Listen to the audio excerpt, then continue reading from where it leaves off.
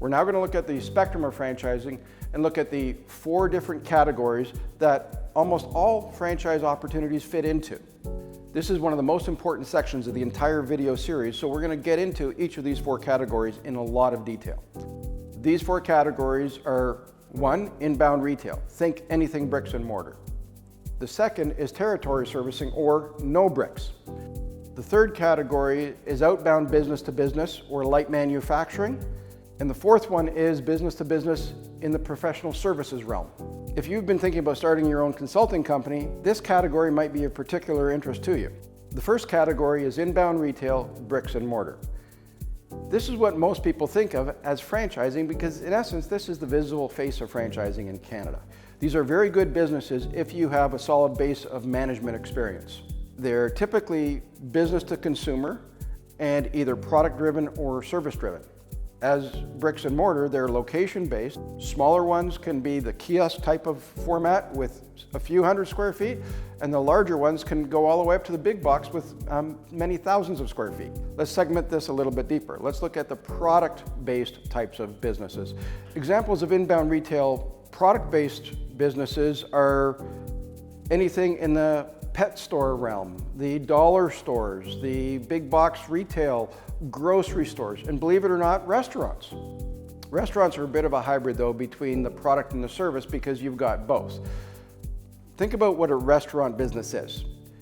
A restaurant business is a light manufacturing business with a perishable product, finicky customers, and unreliable staff. I'm not saying that a restaurant is a bad business. There are some very good restaurants with some very strong platforms that support them. But think about all the things that have to get managed. Now let's look at the other side of the inbound retail sector, and that's the service-based businesses. These would be things like fitness studios, anything in the beauty industry, that could be spas, hair care, registered massage therapy, tutoring. So there's a number of different types of businesses here.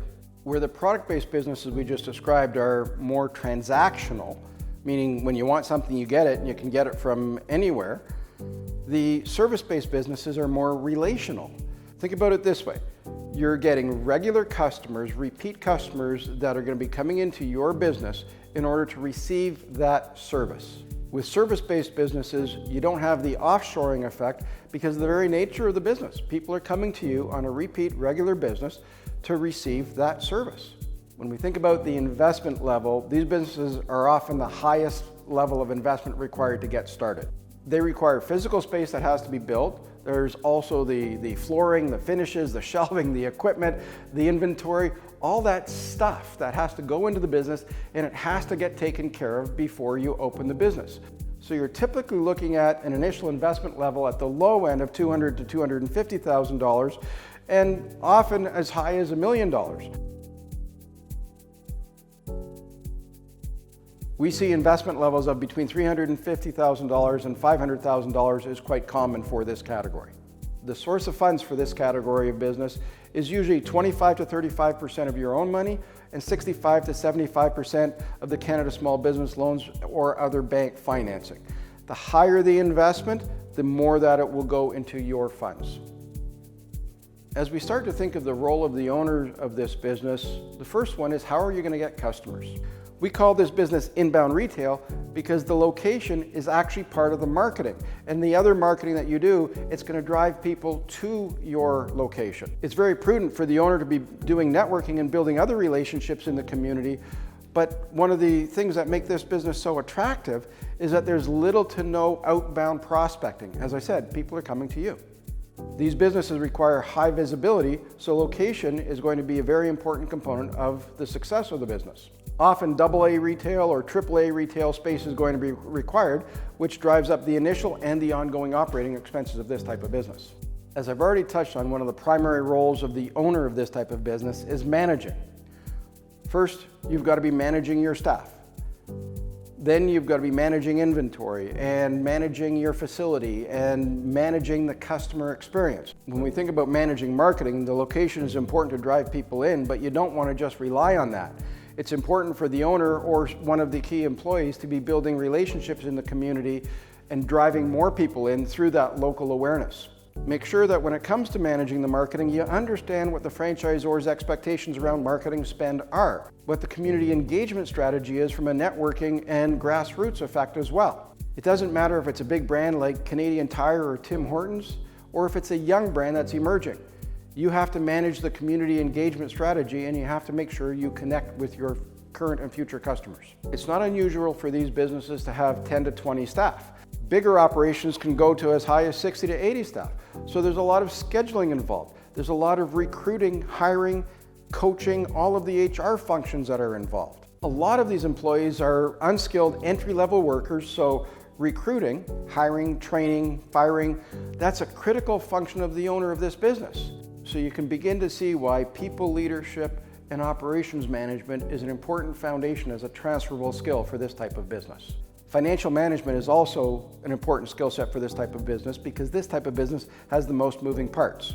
That means a lot of attention has to constantly be focused on cash flow, inventory, when it comes in, when it goes out, what the margins are that you're selling it for. And yes, the franchisor is going to have good structure. The more skills that you come in with, the easier that transition is going to be. I would suggest to you that the most important thing that the owner of this type of business has to manage is the customer experience. While managing the customer experience applies to all businesses, I believe it's more important with this type of business because the customer has so many choices to go to. The brand and the marketing can bring people in, but unless you deliver that awesome customer experience on a consistent basis, and you do that through your staff, then they're going to find other places to go to.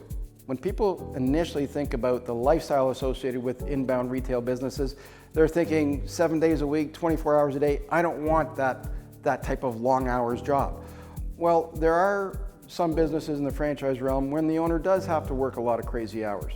But in a well-structured inbound retail business, you're hiring staff, you have a manager, assistant manager, you as the owner, while you're learning that business, are going to put in a lot of time. But once that business is established, you're going to have a lot of control over the hours that you want to work. But be sure to ask the franchisor what their expectations are and make sure they're in line with yours.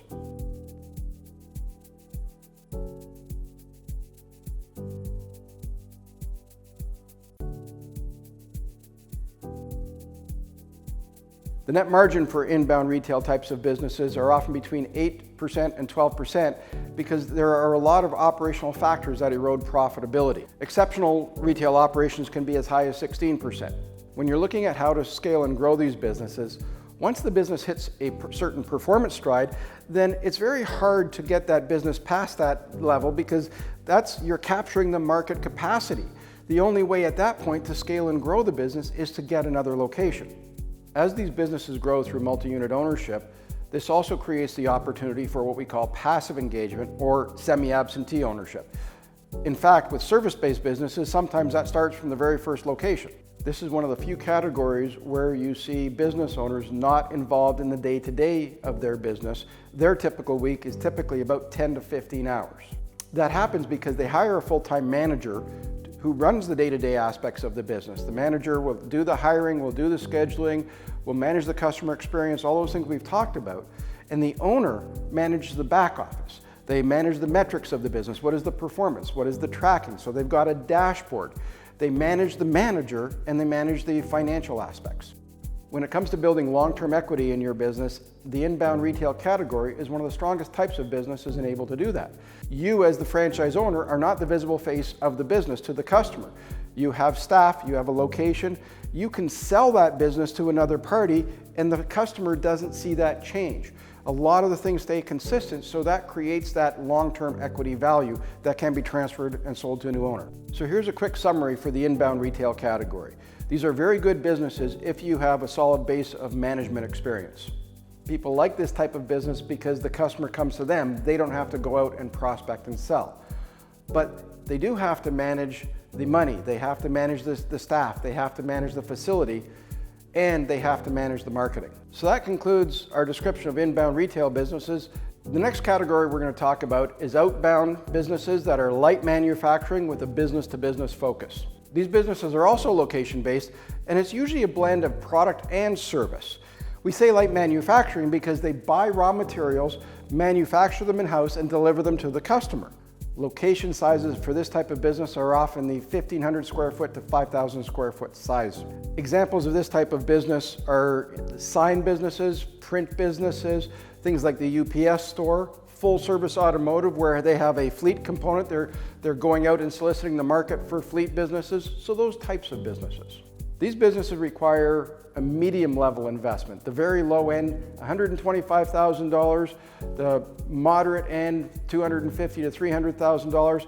Could go as high as $500,000 for a big center.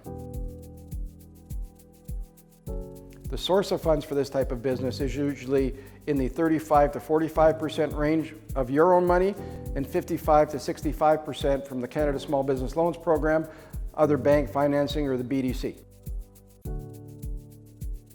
When you think about how to get customers, this is why we call it outbound retail. Yes, there are going to be customers coming into your location, that's the inbound part. But there's also going to be a component where the owner or one of the owner's staff is going to be required to go out and engage the market. So outbound selling, prospecting, networking, all of that. Because of this outbound sales aspect, these businesses aren't as site dependent. You'll also be investing in local marketing. You might even hire salespeople. When you look at managing the customer relationships, while it is a subset of sales, it's important to emphasize that these businesses are very, very relational. They rely on having regular and ongoing interaction with a solid base of repeat customers, so an ongoing part of this business is to service that existing account base. When you look at managing staff for this type of business typically has a much smaller staff, usually 2 to 5 people with specialized skills.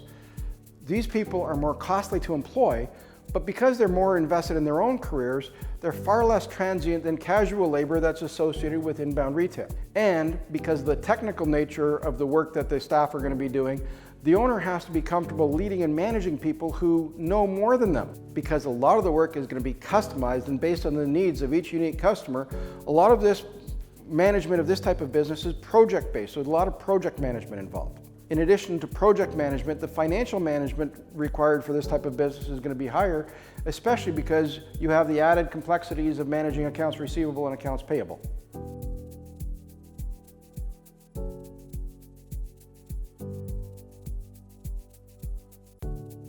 What makes these businesses attractive to a lot of people is the lifestyle hours. These businesses often function Monday to Friday, business to business hours. That means you have your weekends and evenings off unless you want to work them.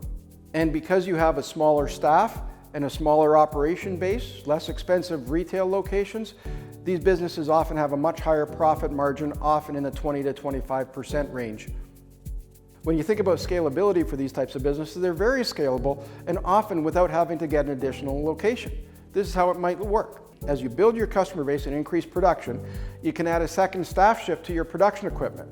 You can also add salespeople to drive growth without having to buy more facilities. While the lifestyle hours are strong for these businesses, Monday to Friday, business to business hours, these businesses do require a full-time commitment by the owner, at least for the first couple of years while you get that business built. As you build your customer base and your team, you get more and more control over your weekly lifestyle hours. As we referenced in the franchise models section of this video series, this is the type of business that can evolve from owner-manager to executive owner. Occasionally, exceptional franchisees will build a large team and hire a general manager to run the business and, in essence, create a passive engagement scenario. But please understand that that's rare for this type of business category. When it comes to building equity, these businesses are also good at building equity and resale value, especially where the owner builds a sales team. So here's a quick summary for outbound business-to-business light manufacturing. These businesses are very good businesses if you have strong project management experience, strong communication and planning skills, and good networking skills. These businesses rely more on relationship building than on marketing. So people are attracted to this business because it has a good base of repeat business from existing customers. People attracted to this business also like that they can build and manage a small team of people with specialized skills. Staff are easier to find because of the traditional work week hours. So this concludes our breakdown of outbound light manufacturing business to business. The next category of business we're going to talk about is outbound business to business professional services. These types of franchise businesses focus almost exclusively on serving other businesses. And because these businesses serve those businesses at your customer's place of business, there's rarely a need for a location. These businesses are often home-based. Examples of this type of business are business coaching, sales training, internet marketing, financial and expense consulting. Again, businesses serving other businesses.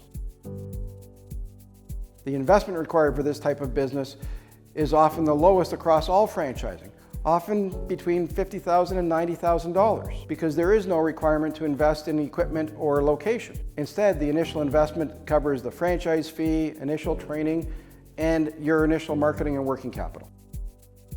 Because there is no equipment to invest in or location to build, the source of funds for this type of business is 75% to 100% of your own money. It's usually covered by your own savings, home equity lines of credit, or Business Development Corp, the BDC. When you think about how to get customers for this type of business, these businesses require regular and ongoing networking, prospecting, and selling. Very little business is driven by way of marketing, so this is why we describe this as low visibility. The customer doesn't find you, instead you have to find the customer. The roles of the owner for this type of business are prospecting, selling, and relationship building. Prospecting and selling are ongoing core responsibilities throughout the life of this business. Fulfillment or service delivery is a core function of the owner of this business as well. When it comes to managing staff with this type of businesses, there are some franchises that enable you to add associates or additional people, but in a lot of cases, these are full-time owner-operator businesses where you're involved in the business for the life of the business. When it comes to the lifestyle and the weekly hours required for these businesses, this type of business has a tremendous amount of flexibility. Almost all of your work is done during business hours, again, evenings and weekends off, and you have the greatest amount of control in your schedule regarding when you're going to be interacting with and engaging your clients.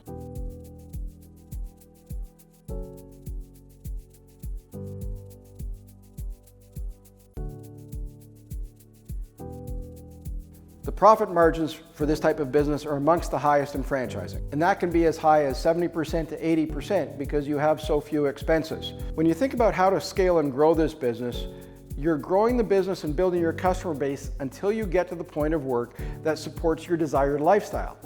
Past that, there's minimum scalability unless you buy a franchise that has the ability to add associates.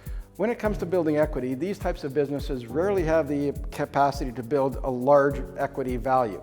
Instead, you're driving value through the life of the business. You can make a lot of money annually. You have to plan to save that and build equity and savings that way. Here's the summary for Outbound business-to-business professional services category. These businesses are very appealing if you have a strong sales and relationship building experience. People like this type of business because of the ability to help companies improve and run more effectively. People also like the wide range of freedom and flexibility that they have in running this type of business. This concludes the section on Outbound business-to-business professional services. We're next going to cover territory servicing, no bricks. These businesses can be business-to-business focused or business-to-consumer focused, and with a number of franchises, there's a combination or a blend of both business-to-business and business-to-consumer. They can run from a home office or from a small industrial office. Instead of buying a location, you're buying a large market area that you and your staff will service. Examples of these types of businesses are residential cleaning services, home improvement, in-home tutoring, elder care, and other businesses along those lines. Because these businesses are not location-based, the investment levels are often much more manageable. We see a range of $125,000 to $250,000, with the biggest variable being the size of the territory that you buy, or the number of territories you buy. The source of funds for these types of business is often 75% to 90% of your own money, because there's a minimum amount of equipment and or location for you to build. Home equity lines of credit are the most common source of financing, or other term loans, as long as you are able to provide security for the bank. BDC will also provide funding for working capital for these types of businesses. When you look at how to get customers for these types of businesses, these businesses are almost as popular as inbound retail types of businesses because the customer is coming to you. This is what we call a high visibility business, but not by way of location, by way of a constant and steady marketing to create awareness for your business. Your marketing effort brings the customer to you by creating awareness and triggering that initial inquiry. The roles of the owner in this type of business are networking, marketing, and selling. Investing in managing and marketing is a core and ongoing responsibility throughout the life of the business. When it comes to staff management, there's a fairly wide variable here. Think of this as you're creating a staffing agency for service providers. In some cases, like the elder care business or the cleaning services, you'll have to build a team of 15 to 20, even 40 staff. While in other businesses, it might be a small staff of specialized technicians, home improvement, things like that. It could be 3 to 5 staff. Hand in hand with that range and size of staff is also the range of the level of skilled or unskilled worker. The greater the staff requirement, the greater the skill set in terms of hiring, coaching, managing, and other HR functions. This category requires strong scheduling, management, and project management. Each job will be unique, so the right resources and scheduling have to be marshaled. As we look at financial management for this type of business, this category is very unique in that either most customers pay up front, for example, elder care or cleaning services, or 50% upfront and 50% on delivery in the case of home improvement. So managing revenue forecasting and expense management are the aspects of financial management you'll want to make sure to understand here. As you look at the lifestyle for this type of business and the structure of your weekly hours, these businesses can cover the full spectrum. In the case of residential cleaning, you have Monday to Friday daytime hours. There is very little requirement for evening or weekend work. In businesses like elder care, there's going to be a 7/24 commitment. You're going to have a requirement to have people ready at any time throughout the entire week.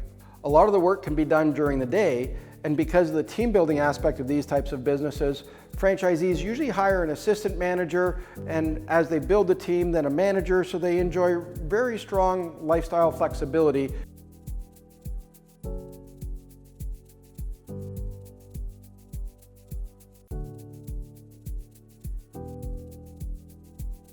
The net profit margin for these types of businesses are often in the 30% to 40 percentile range, and that's because there's a very manageable relationship between your revenues and your expenses. Your biggest expense will be labor, which you sell at a premium value. This labor cost is variable as it's related to the volume of your customer base, and as a result of that, it gives you an incredibly tight cost management and optimum profitability. When you look at how to grow and scale these types of businesses, these businesses can scale very well. You typically grow by investing more in marketing, which drives an increase in customers, and as you add those customers, you add more staff. Again, variability. For the vast majority of franchise options, full-time ownership for the first several years of the business is a core requirement for this category. Once you have a solid team built, then you might decide to hire a manager and then a general manager and create that lifestyle flexibility and even that executive owner opportunity. When it comes to building equity, these businesses enjoy one of the stronger opportunities to build equity because of the regular repeat purchasing nature from your customer base. Also, with the bigger team that you build, you become less and less the visible face of the customer, and that builds a stronger equity base and higher sale value. Here's a summary for territory servicing, no bricks businesses. These businesses are very appealing if you have a strong staffing and operations management experience, and you want to grow something sizable. People like this type of business because of their ability to lead a team, the ability to build a strong customer base of repeat purchasers, and the ability to build long-term strong equity value. So this concludes our overview of the territory servicing no bricks category. Now that you have a much better understanding of each of the 4 categories of franchise ownership, I'm going to provide you with an exercise to help you start to identify where you might be best suited to. For the next 3 weeks, for every business that you go into, whether it's a gas station, a fitness studio, a grocery store, a department store, a restaurant, it doesn't matter. I want you to look at each of those businesses from the role of the owner perspective and not the customer perspective. In other words, if you were running this business, you want to be asking yourself as you look around, what would you have to do to run the business successfully?